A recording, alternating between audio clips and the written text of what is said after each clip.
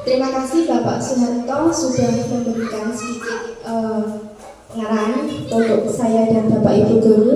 Selanjutnya, marilah Bapak Ibu kita mulai dengan diseminasi menyebarkan pemahaman dan penerapan pengalaman budaya positif. Masih semangat Bapak Ibu? Alhamdulillah. Nah,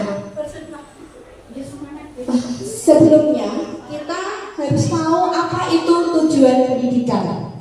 Menurut KHD, tujuan pendidikan adalah menuntut segala kodrat yang ada pada anak agar mereka mencapai segala keselamatan dan kebahagiaan setinggi-tingginya, baik sebagai manusia maupun sebagai anggota masyarakat. Nah, kata menuntun, ya, di sini tujuan pendidikan adalah menuntun. Dari Bapak Ibu, menuntun itu apa Bapak Ibu? Bagaimana Bu Suris? Berjalan secara bertahap. Jadi anak itu tidak boleh dicolokkan langsung. Diarahkan secara satu demi satu. Kalau sudah bisa baru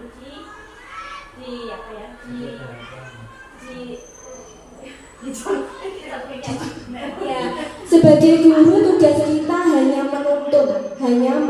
menuntun proses atau laku siswa, ya. Oleh sebab itu, pendidik hanya dapat menuntun hidup dan tumbuhnya kekuatan kodrat. Jadi kita tidak bisa memaksa, kita hanya bisa menuntun apa yang ada pada anak agar dapat memperbaiki lakunya, bukan dasarnya. Seperti diibaratkan sekolah merupakan lahan pertanian, ya. Sekolah adalah tempat siswa mendapatkan ilmu, mendapatkan pengalaman, ya, itu, dan guru itu diibaratkan sebagai petani. Jadi sebisanya kita hanya bisa menuntun laku siswa untuk menjadi manusia yang bahagia dan selamat. Nah, itu adalah tujuan dari pendidikan. Nah, disiplin positif, kita akan membahas tentang disiplin positif. Disiplin positif di sekolah yaitu nilai dan kebiasaan di sekolah yang berpihak pada murid agar mereka dapat berkembang menjadi pribadi yang kritis, penuh hormat dan bertanggung jawab sesuai dengan profil pelajar Pancasila. Itu tentang budaya positif, ya. Di sekolah kita harus mengembangkan kepribadian anak yang baik, melatih anak untuk berpikir kritis, diharapkan nanti sesuai dengan profil pelajar Pancasila. Nah, ini yang akan kita pelajari hari ini tentang konsep inti budaya positif. Tapi di sini saya berdiri di sini bukan ingin menjadi sok bisa atau menggurui Bapak Ibu semua, tapi di sini kita akan belajar bersama-sama tentang apa itu budaya positif. Karena saya di sini juga masih tarafnya belajar, ya Bapak Ibu. Kita saling belajar bersama, kita saling berkolaborasi tentang apa yang bisa kita pelajari. Nah, konsep inti budaya positif ada beberapa Bapak Ibu. Yang pertama ada perubahan paradigma belajar, ada disiplin positif, nilai-nilai kebajikan, kebutuhan dasar manusia, motivasi perilaku manusia, posisi kontrol guru, keyakinan kelas, dan segitiga restitusi. Nah, ada beberapa konsep inti yang akan kita pelajari hari ini.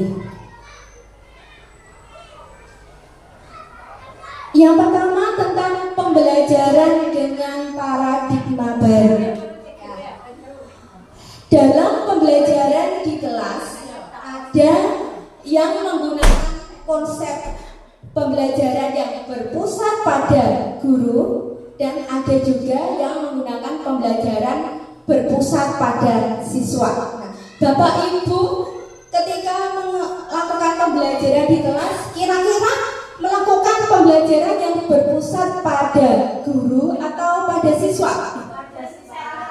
Alhamdulillah Bapak Ibu SD Sambil sudah melakukan pembelajaran yang berpusat pada siswa. Nah, ini sangat bagus nih Bapak Ibu, karena kalau dulu zaman saya masih SD itu guru saya masih ingat itu guru saya hanya menerangkan di depan, menulis, muridnya disuruh mencatat sampai 1 minggu itu kadang bukunya sudah habis untuk mencatat materi. Nah itu dulu siswa-siswanya itu dan orang tua juga mengeluh ya, karena apa? Setiap minggu pasti membeli buku baru. Tapi alhamdulillah untuk SD kita saat ini sudah menerapkan studi center. Nah, tepuk tangan buat Bapak Ibu semuanya. Pembelajaran dengan paradigma baru merupakan pembelajaran yang dirancang berdasarkan prinsip pembelajaran berdiferensiasi. Ya, apa itu berdiferensiasi, Bapak Ibu? Bu Tami? Silakan Bu Tami. Ya, terima kasih Bu Kiki atas waktu yang diberikan. Pembelajaran berdiferensiasi yaitu pembelajaran yang disesuaikan dengan gaya belajar murid. Ya, seperti itu Bu Kiki. Bisa dijelaskan mungkin? Iya. Pembelajaran sesuai dengan kebutuhan murid itu sebelum kita melaksanakan proses pembelajaran, tentunya kita sebagai guru kan sudah mengetahui karakter murid kita itu seperti apa. Misalnya seperti ini. Oh, Mas Reva dan kawan-kawan ini kok sukanya melihat video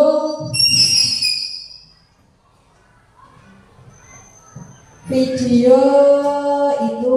Terus ada juga seperti di kelas 5 yang saya lakukan ya Bu ya, ada sekelompok murid yang suka enggak Bu, dari materi itu gambar Bu, dari gambar itu dirancang sedemikian rupa sehingga membentuk konsep suatu materi pembelajaran. Ada juga yang suka belajar di luar kelas Bu, keliling-keliling kemudian dia menemukan idenya, terus kemudian dibuat materi tadi terus dipresentasikan ke depan. Jadi kita sebagai guru mengetahui karakteristik anak itu seperti apa, kemudian kita arahkan seperti itu tadi Bu, menuntunnya. Terima kasih. Terima kasih Bu, tepuk tangan buat Bu Tami. Beliau merupakan calon guru penggerak angkatan 8. Jadi kebetulan di sekolah ada beberapa calon guru penggerak. Jadi kita saling berkolaborasi untuk mempelajari hal-hal yang baru. Nah, tadi berdiferensiasi, betul sekali Bu Tami, sebagai guru kita harus bisa memberi pembelajaran yang sesuai dengan karakteristik anak. Jadi ketika anak itu suka bergerak atau kinestetik ya, kita tidak bisa mengajar anak itu hanya menyuruhnya duduk mendengarkan guru, itu tidak bisa, karena mungkin anak itu akan merasa tertekan ya. Jadi mereka biasanya berontak. Maka dari itu kita harus sebisanya menggunakan pembelajaran dengan berdiferensiasi, sehingga peserta didik belajar sesuai kebutuhannya berdasarkan tahap perkembangan sesuai teori psikologi modern dan mewujudkan profil pelajar Pancasila. Nah, ini Bapak Ibu ada beberapa dimensi dari profil pelajar Pancasila. Ada 6 dimensi. Dimensi yang pertama yaitu beriman dan bertakwa kepada Tuhan Yang Maha Esa dan berakhlak mulia. Nah, di sini anak-anak sebisanya tidak dilatih untuk menjadi anak yang beriman kepada Tuhan. Anak setiap pagi ini sudah berjalan di sekolah kita mengadakan sholat duha secara berjamaah dan pembacaan Asmaul Husna setiap sebelum pembelajaran, dan ada kegiatan sholat zuhur berjamaah ya Bu ya. Nah, kemudian dimensi yang kedua adalah berkebinekaan global. Ya, berkebinekaan global ada bergotong royong. Nah, gotong royong di sini anak-anak tidak hanya bergotong royong bekerja sama dalam kegiatan kebersihan, tapi bisa dengan gotong royong yang lain. Misal mengerjakan ketika ada kelompok, mereka mengerjakan kegiatan atau tugasnya secara bersama-sama seperti itu. Kemudian kreatif, anak-anak dilatih untuk kreatif, dapat membuat sesuatu yang baru. Nah, biasanya ini ada itu kelima nih Bapak Ibu. Nah, kebetulan kemarin sekolah kita membuat kegiatan membuat bahan atau kerajinan yang menggunakan bahan dari plastik. Nah, selanjutnya bernalar kritis. Anak dilatih untuk bernalar kritis, dapat menemukan solusi dari masalah yang ada. Ini kelas 5 kemarin juga dilatih kegiatan AMBK untuk berlatih bernalar kritis. Dan yang terakhir dimensi mandiri. Nah, anak-anak seperti tadi, anak-anak dilatih mandiri atau percaya diri. Anak-anak dilatih untuk menjadi pemimpin senang. Nah, itu contoh beberapa dimensi yang mewujudkan profil pelajar Pancasila. Nah, cobalah Anda dan teman Anda akan melakukan kegiatan cobalah buka, ya, dengan genggaman tangan. Coba Bu Sulis, maju ke depan Bu Sulis.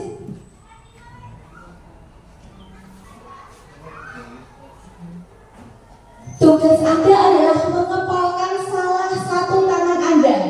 Nah, coba Bu Sulis membayangkan menyimpan sesuatu yang sangat berharga di dalam kepalan tangan ini, ya.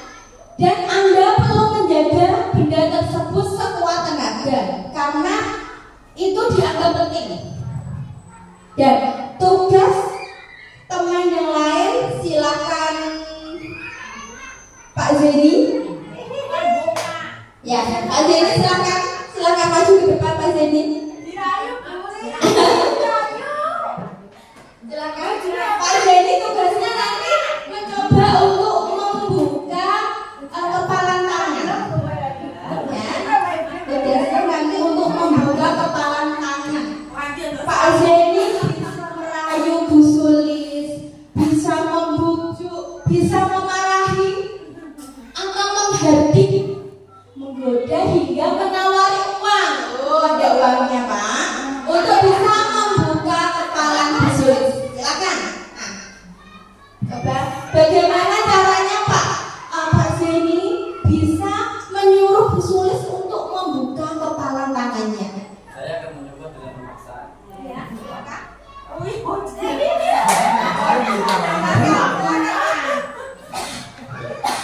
Baik, yang pertama saya akan mencoba dengan memaksa. Apakah nanti bisa dibuka? Tidak bisa.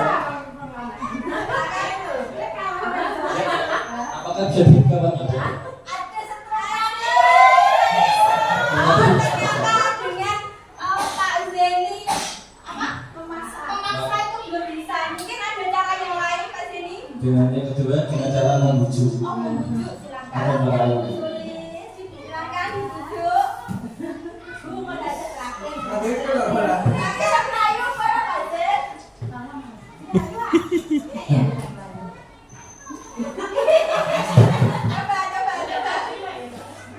Bisakah karena nanti kalau dibuka, nanti saya berikan sebuah mainan atau jajan. Itu murah yang ini. Bisa. Habis siapa itu? Nanti Nek kasih ini. Berarti dengan merayu belum bisa. Tidak ada cara yang lain Pak Zeni. Kita kasih dengan mulai dengan hadiah yang lebih apa ya? Mahal. Ya. Terima kasih. Terima kasih Pak. Ibu ngomong Pak. Di tangan saya ada sesuatu Pak. Berapa uangnya Pak? Ini kita akan membandingkan dengan dia membuka katanya dengan uang berapa.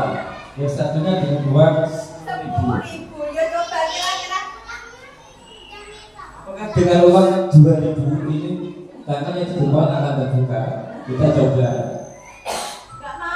Ternyata tidak bisa. Dengan uang 10.000 apakah bisa? Tetap tidak bisa. Mungkin uangnya yang lebih tinggi lagi. Waduh, iya kita tekor ya.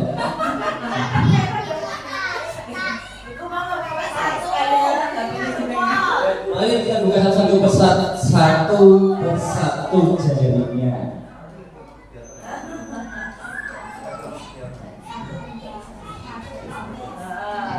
Ternyata tidak bisa.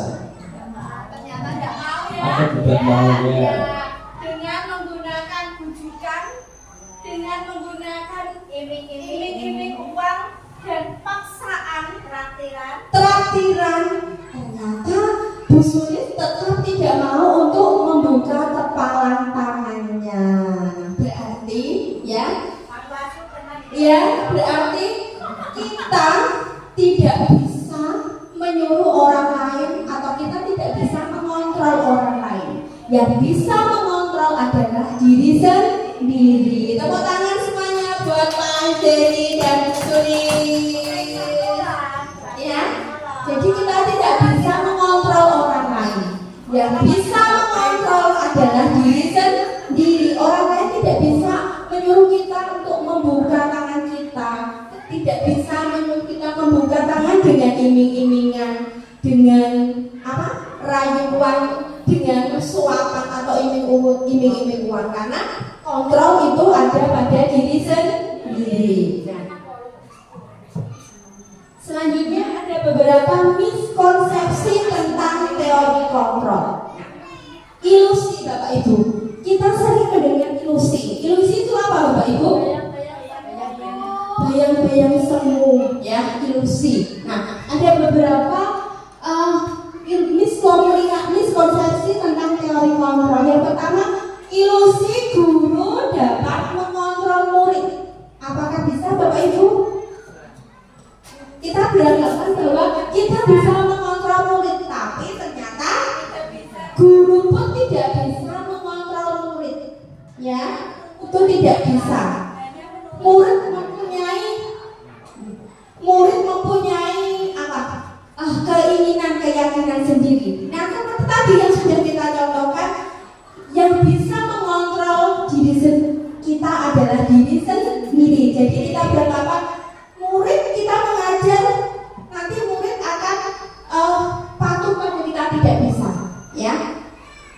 Ilusi yang kedua, bahwa semua penguatan positif, efektif dan bermanfaat. Betul?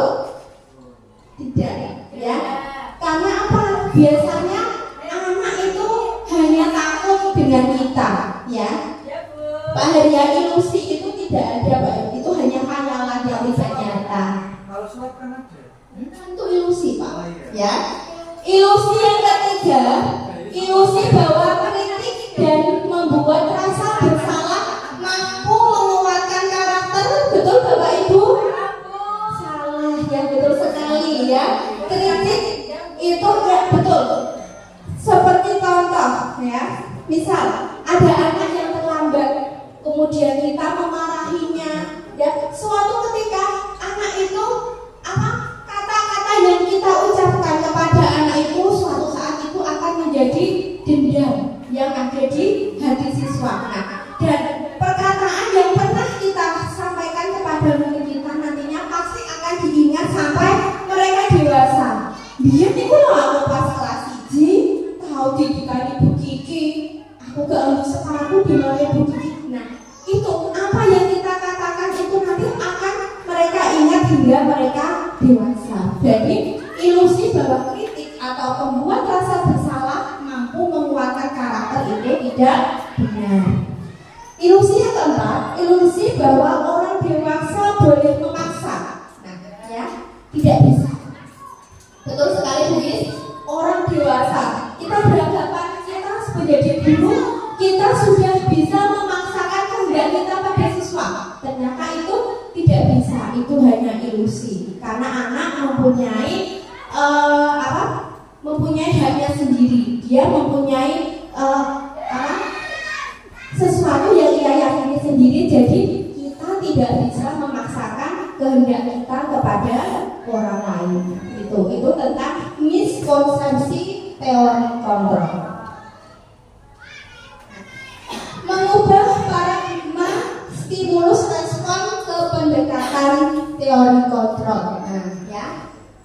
Ada stimulus respon dan teori kontrol. Nah, ini di stimulus respon realitas atau kebutuhan kita sama, ya. Tapi di teori kontrol kebutuhan kita berbeda. Betul apa tidak, Bapak Ibu? Ya. Setiap manusia itu mempunyai kebutuhan yang berbeda. Misalkan contoh, hari ini saya membutuhkan mic, ya, membutuhkan mic dan LCD. Tapi hari ini belum tentu Bu Utami membutuhkan LCD. Jadi kebutuhan kita berbeda. Kemudian semua menurut stimulus respon, semua orang melihat hal yang sama. Menurut teori kontrol, setiap orang memiliki gambaran yang berbeda. Ya. Selanjutnya kita mencoba mengubah orang agar berpandangan sama dengan kita. Tapi teori kontrol, kita berusaha memahami pandangan orang lain tentang dunia. Menurut stimulus respon, coba silakan Pak Eri. Yang selanjutnya ini dibacakan. Terlalu semangat.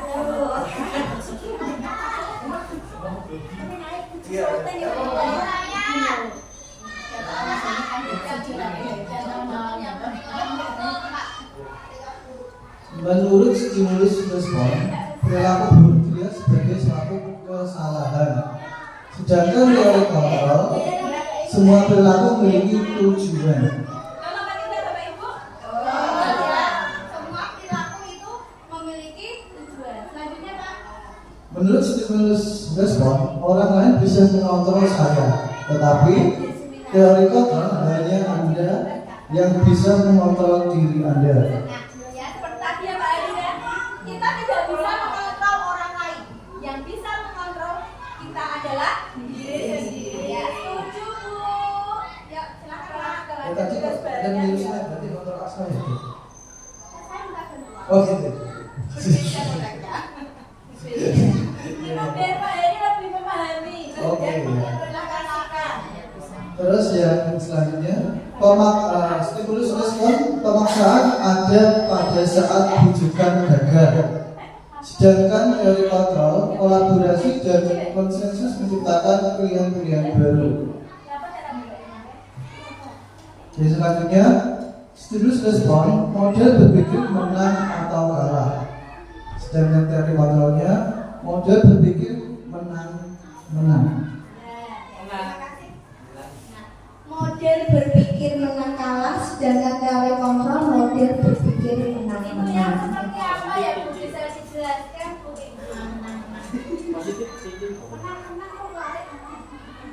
Ya, menang-menang itu kita berpikir positif ya, bahwa kita melakukan sesuatu itu untuk sesuatu yang baik, sesuatu yang positif. Nah, gitu. Terima kasih Pak Ari. Itu merupakan mengubah paradigma teori respon ke pendekatan teori kontrol. Nah, dari sampai saat ini sudah bisa dipahami nih Bapak Ibu? Masih semangat? Masih. Ada sambil jawab luar biasa. Tepuk tangan semuanya.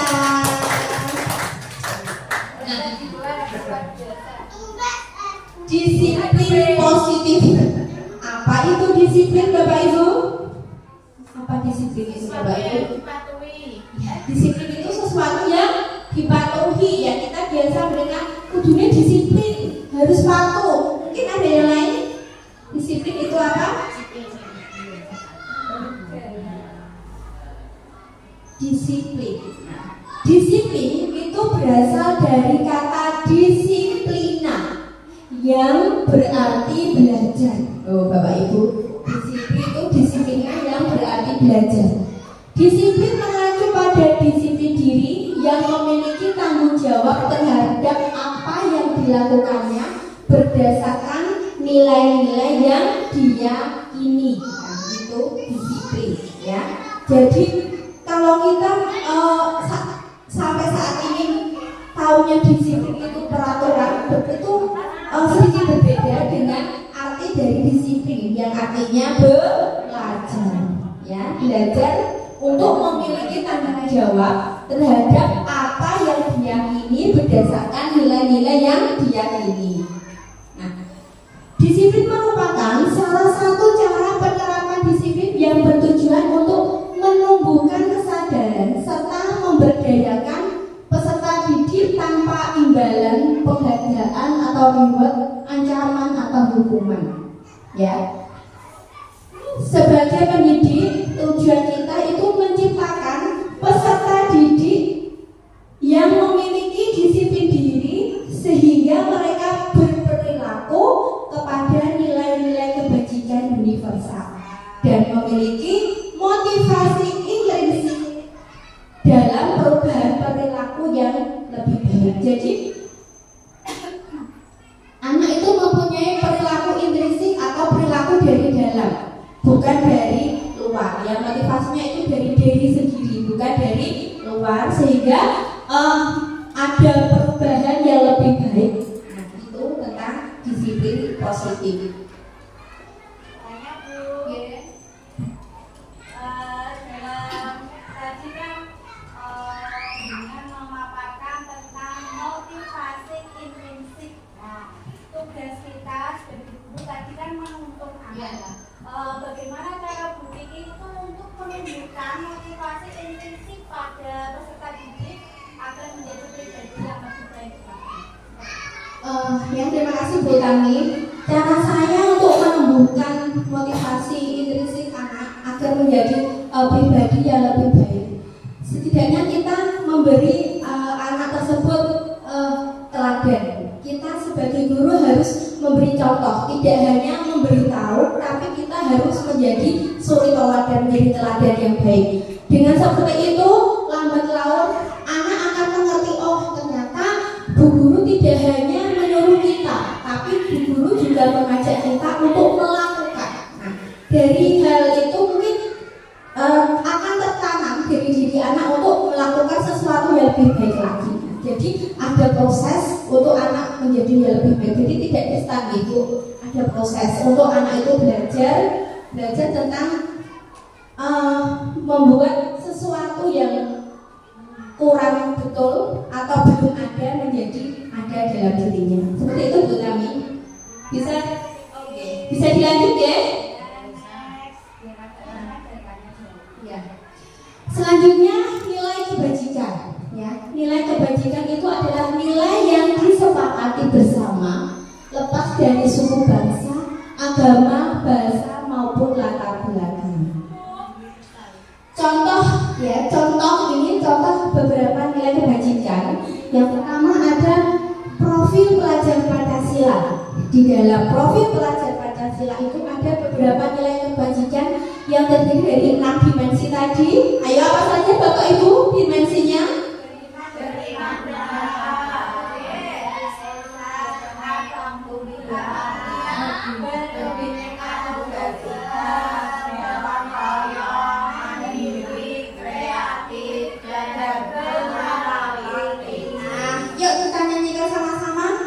Lagu profil pelajar Pancasila. Yuk. Belajar Pancasila, beriman dan bertakwa pada Tuhan.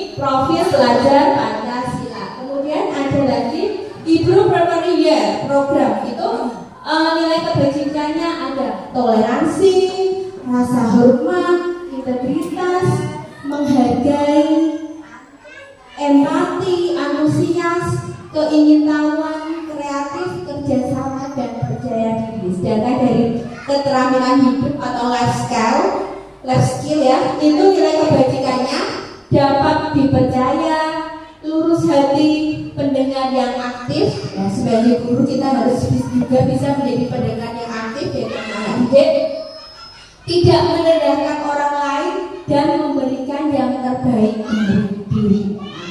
Itu adalah nilai-nilai kebajikan. Selanjutnya kebutuhan dasar manusia. Ya, setiap orang pasti mempunyai kebutuhan dasar. Ya, pasti mempunyai kebutuhan dasar, ya. Nah, kira-kira kebutuhan dasar itu apa? Ya, kebutuhan dasar adalah segala sesuatu yang kita lakukan untuk mendapatkan apa yang kita inginkan. Seluruh tindakan yang kita lakukan memiliki tujuan tertentu dan semua usaha terbaik yang kita lakukan agar kebutuhan dasar itu kita terpenuhi. Jadi sebagai manusia kita akan melakukan segala upaya untuk memenuhi kebutuhan. Ya, betul Pak Zeni? Pak Zeni juga seperti itu ya Pak Zeni ya. Kira-kira hari ini ada kebutuhan dasar yang belum terpenuhi belum Pak Zeni? Apa Pak Zeni? Semoga disegerakan ya Pak Zeni ya. Nah, itu adalah kebutuhan dasar. Nah, ini Bapak Ibu beberapa kebutuhan dasar yang harus kita penuhi. Ada 5 kebutuhan dasar ya. Yang pertama ada kebutuhan untuk bertahan hidup. Nah, kita semua pasti ya membutuhkan ini ya Bapak Ibu. Ada kebutuhan untuk makanan. Tadi pagi sudah makan Bapak Ibu? Kamu belum sarapan? Ya, ada kebutuhan makanan. Kita bekerja seperti ini juga pastinya untuk memenuhi kebutuhan ini, ya, untuk makanan. Kemudian pakaian, ya, ada pakaian, tempat tinggal ini termasuk ya kebutuhan Pak Zeni ini tempat tinggal. Keamanan dan kesehatan. Nah, itu kebutuhan bertahan hidup. Tidak hanya guru, siswa mungkin ketika jam pelajaran ada siswa yang makan di kelas, mungkin ada kebutuhan makanannya. Tadi pagi belum sarapan. Nah, itu ya. Jadi ketika seseorang melakukan sesuatu yang melenceng atau yang negatif, perilaku yang negatif, pasti ada kebutuhannya yang belum terpenuhi ya. Jadi sebagai guru kita tidak harus langsung memarahi anak. Ya, kita harus mendengarkan dulu kenapa anak bisa seperti itu. Kemudian kebutuhan yang kedua, kasih sayang dan rasa diterima. Dicintai dan mencintai itu perlu Bapak Ibu ya. Kita akan merasa letih atau lemas ketika kita merasa belum dicintai. Rasanya belum itu mungkin belum menemukan yang cocok ya Mas Arya. Ya. Kasih sayang dan rasa diterima itu seperti rasa diterima, dipedulikan, berbagi, kerjasama dan menjadi bagian dalam kelompok. Nah, misalnya seperti ini Bapak Ibu. Ketika ada kegiatan diskusi kelompok, kan kelompok itu terdiri dari beberapa anak. Nah, misal dari 4 anak dalam satu kelompok itu ada satu anak yang diam saja.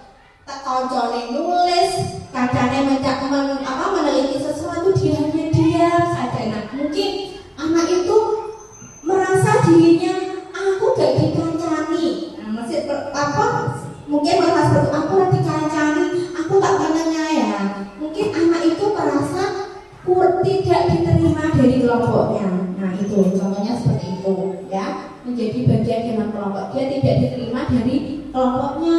Mungkin karena anaknya suka jahil, ya, suka iseng aja sama temannya. Jadi koncone mau aku kalau anak apa sama si ini wes dimengerti. Nah, mungkin seperti itu. Jadi kita juga harus bisa membawa anak agar mereka bisa memiliki rasa diterima dalam kelompoknya. Kemudian kebutuhan yang ketiga, penguasaan, ya, harga diri, keinginan untuk dianggap, memimpin, berprestasi, diakui dan didengar. Nah, misal di dalam kelas ada anak yang ingin sekali ditunjuk sama gurunya, ingin sekali maju ke depan. Ada Bapak Ibu? Ada ya.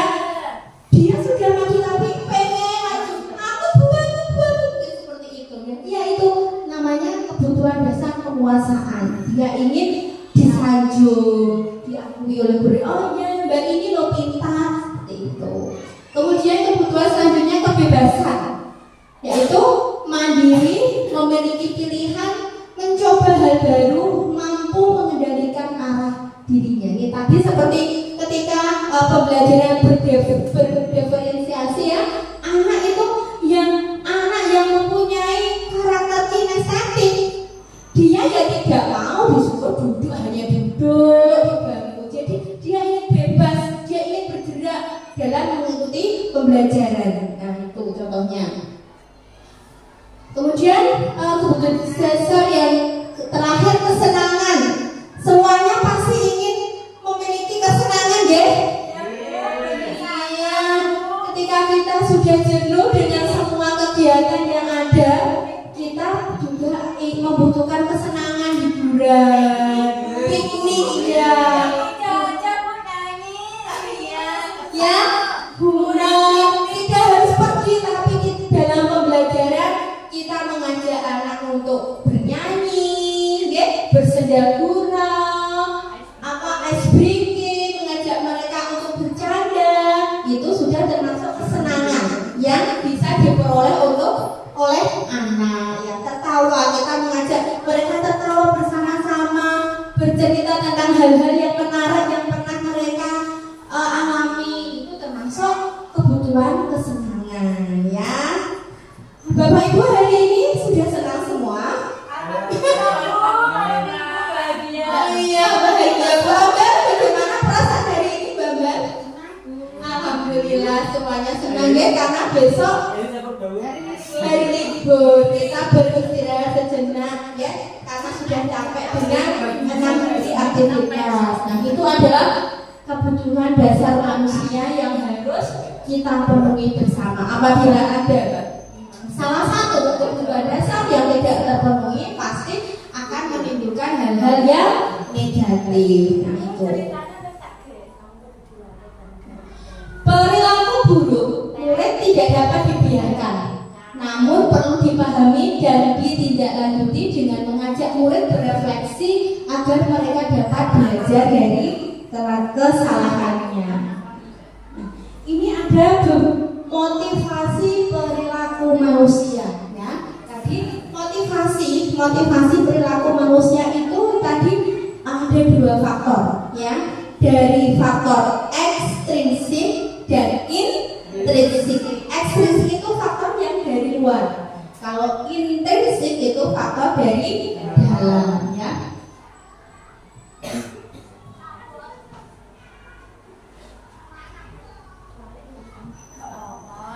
Ya, faktor ekstrinsik itu menghindari ketidaknyamanan atau hukuman, ya. Misal ketika anak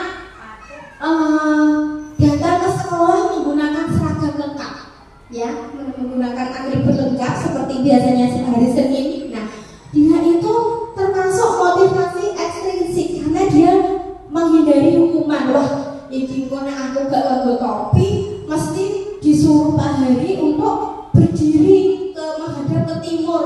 Nah, pasti disuruh hormat bendera. Kalau saya tidak pakai sepatu hitam, pasti nanti saya disuruh untuk menyapu halaman. Itu faktor menghindari ketidaknyamanan atau hukuman. Kemudian untuk mendapatkan penghargaan atau imbalan dari orang lain, yang berperilaku seperti itu. Wah, aku ngikut nek garap bener kabeh, nanti dapat hadiah dari bu guru. Seperti itu. Biasanya kan dapat bu guru seperti ini. Ayo anak-anak, siapa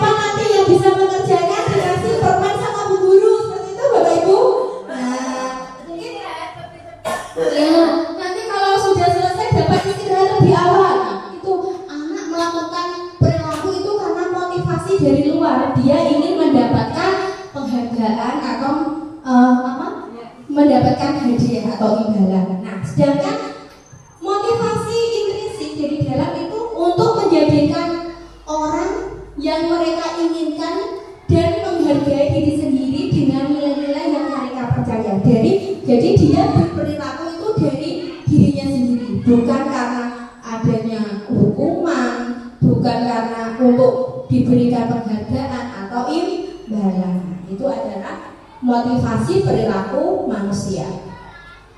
Nah, ada hukuman, konsekuensi, dan restitusi. Bapak Ibu pasti sudah sering mendengar dengan hukuman, sudah mendengar kata konsekuensi.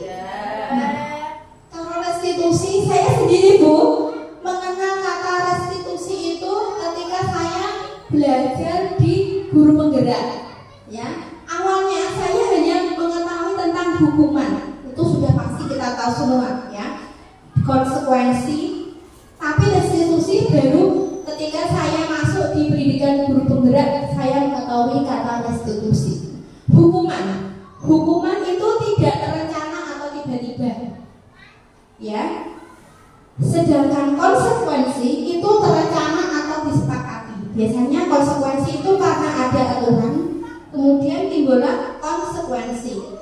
Kalau kamu datang ke sekolah terlambat, maka konsekuensinya seperti di sekolah kita harus lapor kepada kepala sekolah. Itu konsekuensi. Kalau restitusi, proses menciptakan kondisi bagi murid untuk memperbaiki kesalahan.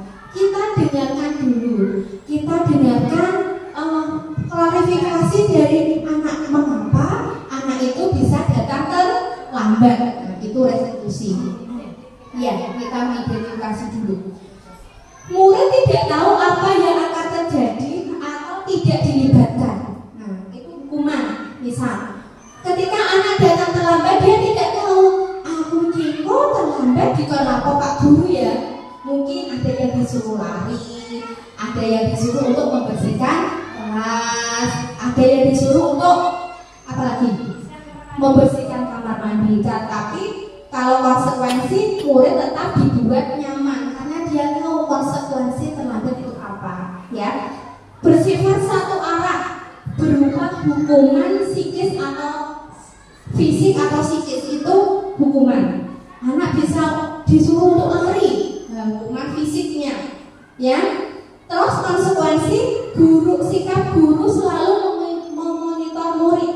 Dan restitusi, proses kolaborasi yang mengajarkan murid untuk mencari solusi sendiri. Itu dengan restitusi. Kita ajak anak berbicara.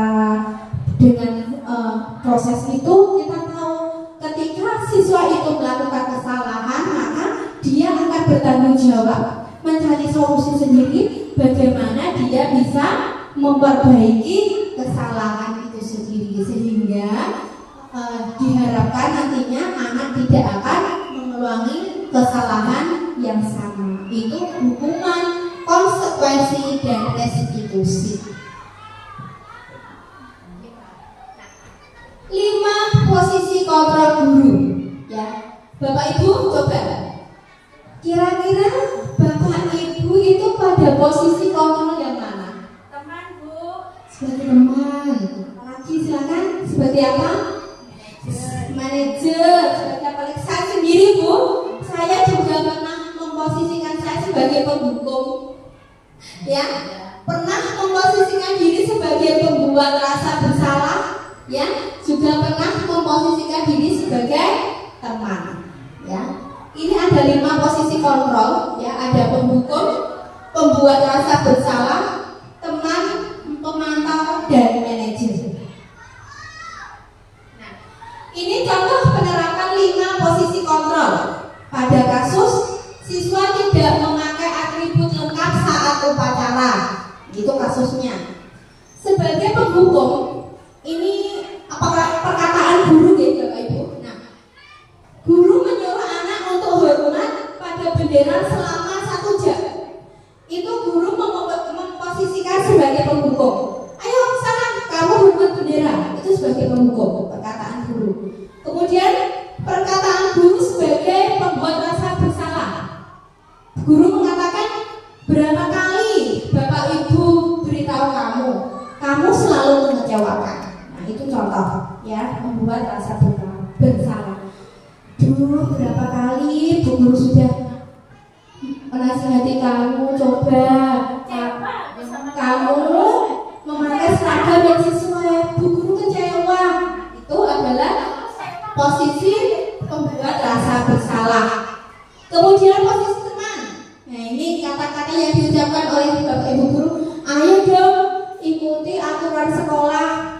Tolong bantu ibu sekali ini ya. Ya sudah, tidak apa-apa. Dia memposisikan kata-kata lebih sebagai teman. Pilihan katanya juga sebagai teman. Lain kali jangan sampai berbuat seperti ini ya. Nah, seperti itu ya. Kemudian sebagai pemantau, perkataannya, kamu sudah melanggar aturan sekolah. Kamu tahu konsekuensinya. Nah, itu pemantau. Setelah upacara, kamu membeli atribut ya, itu sebagai pemantau. Sedangkan sebagai manajer, apakah kamu tahu kesalahanmu? Kira-kira bagaimana kamu memperbaiki kesalahanmu? Nah, itu sebagai manajer itu sangat bijak ya Bapak Ibu ya. Jadi sebaiknya kita memposisikan sebagai manajer.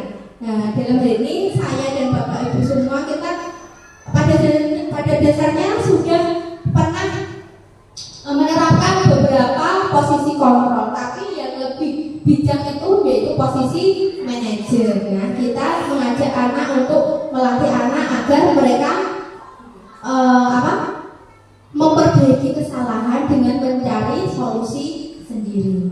Nah, sekarang kita berlatih Bapak Ibu ya. Posisi kontrol apakah aku? Ini ada perkataan dari Bapak Ibu. Saya kecewa sekali denganmu. Kira-kira apa? Membuat rasa bersalah. Coba kita lihat, betul apa tidak? Ya, betul sekali ya. Membuat rasa bersalah. Betul sekali. Ya, betul sekali Bu Tani.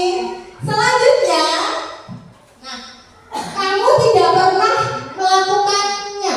Berarti posisi kontrol apa Bapak Ibu? Apa? Ya betul, betul. Coba. Ya betul sekali. Ya betul sekali. Selanjutnya, apa rencanamu untuk menyelesaikan masalah ini? Betul apa tidak ya? Ya betul sekali. Sebagai manajer, ayolah lakukan demi Bapak Ibu. Apa coba? Ya Bu Nurul apa? Coba lagi aja Bu Nurul. Ya betul sekali. Sepertinya Bapak Ibu sudah bisa ya. Posisi kontrol ya. Kemudian ini yang terakhir dia tanya, kamu tidak pernah mendapat nilai jika tidak mengerjakan tugas. Apa? Coba kita lihat, kira-kira apa ini? Kamu tidak pernah mendapat nilai jika tidak mengerjakan tugas.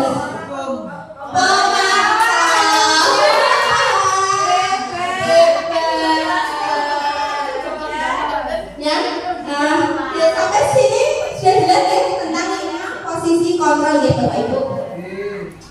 Selanjutnya, keyakinan kelas.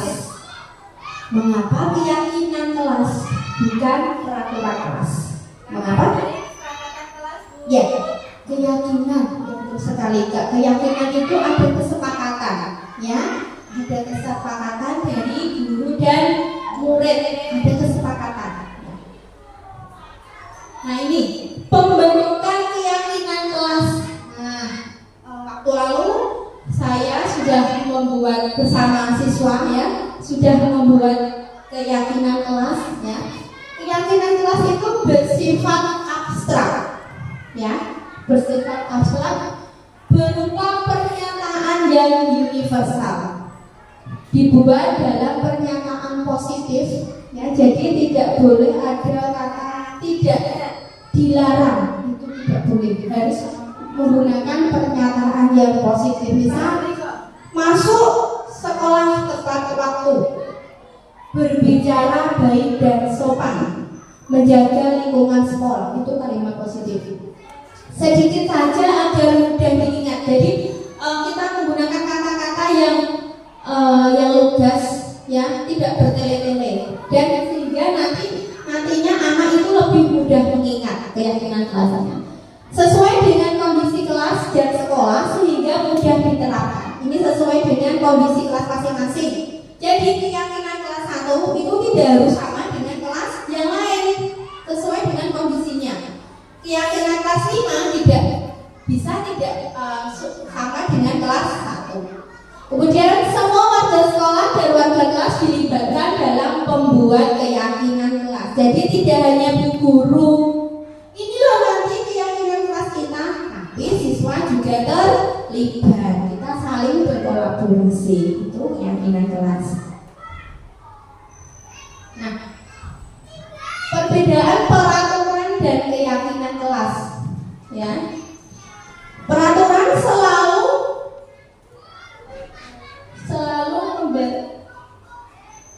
kita di Bapak Ibu selalu kembalikan buku ini pada tempatnya, itu peraturan, ya.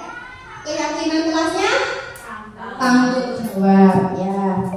Dilarang mengganggu orang lain, itu peraturan. Keyakinan kelasnya menghormati orang lain. Hadir di sekolah 15 menit sebelum pembelajaran dimulai, berarti keyakinan kelasnya menghormati orang lain dan berkomitmen.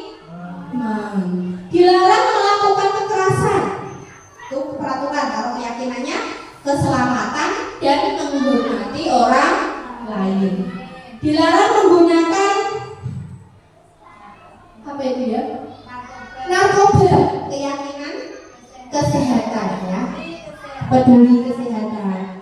Bergantian atau menunggu giliran, berarti keyakinannya menghormati orang lain dan bersabar.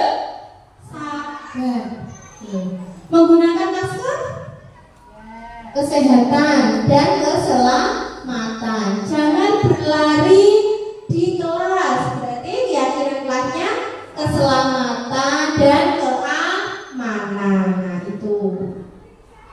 Nah, ini Bapak Ibu dokumentasi saya kemarin membuat keyakinan kelas dengan siswa kelas 1.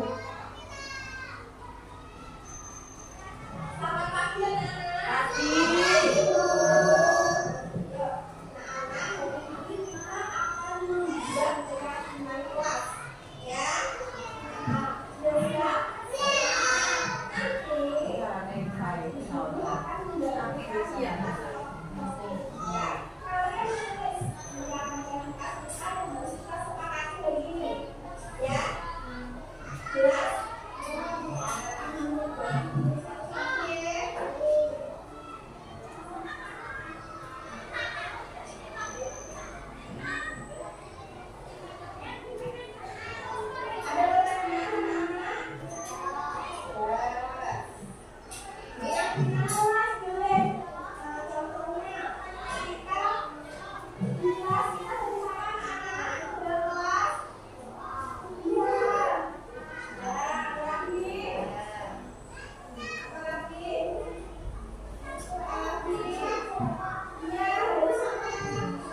Kalau kelas 1 harus dibimbing dulu nih Bapak Ibu, tapi kalau mungkin kelas tinggi itu lebih mudah untuk membuat keyakinan kelasnya.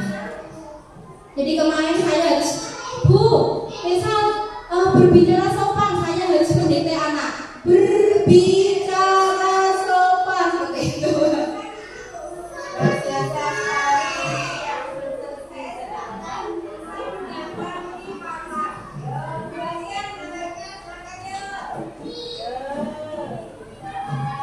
Siswa dilibatkan dalam membuat keyakinan kelas.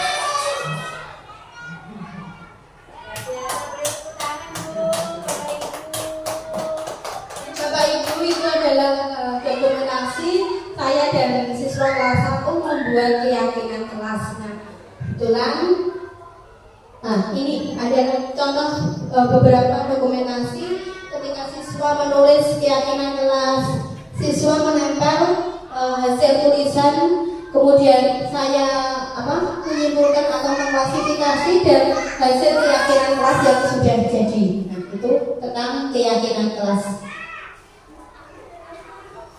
Sekarang segitiga restitusi.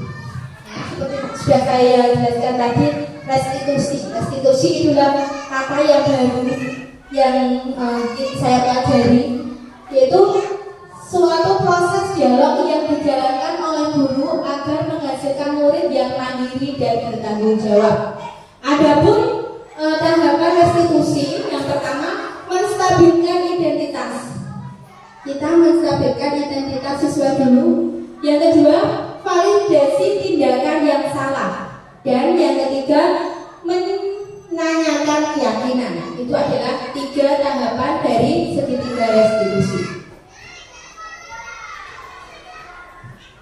Menstabilkan identitas berdasarkan prinsip membuat kesalahan adalah bagian dari proses pembelajaran. Nah, itu biasanya kata-kata yang digunakan untuk menstabilkan identitas yaitu berbuat salah itu wajar.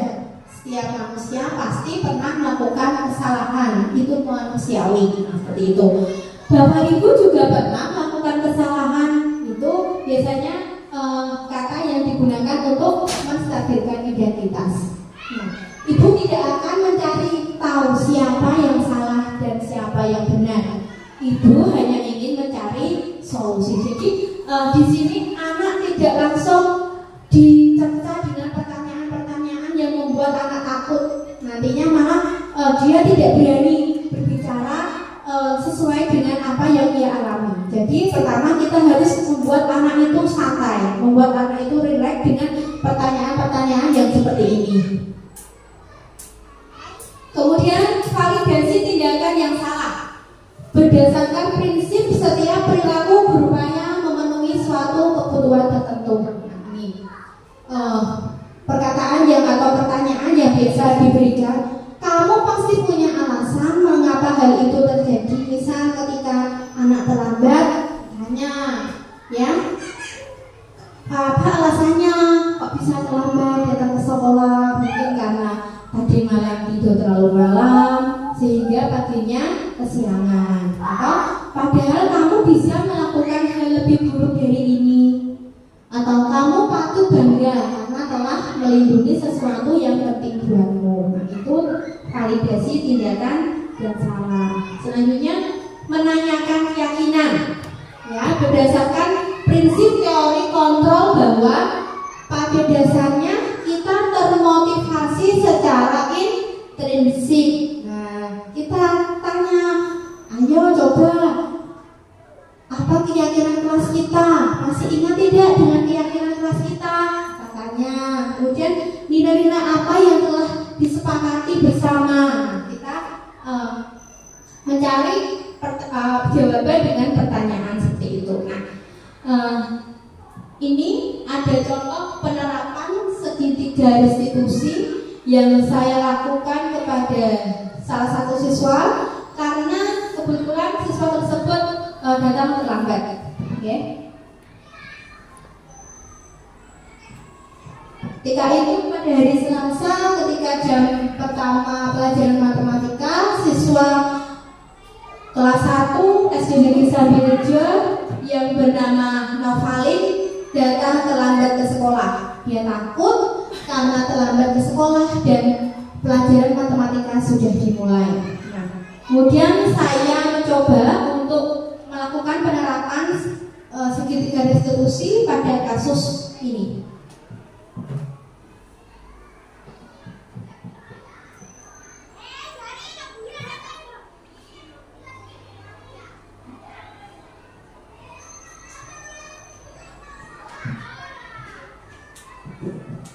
Selamat pagi Bapak Lin.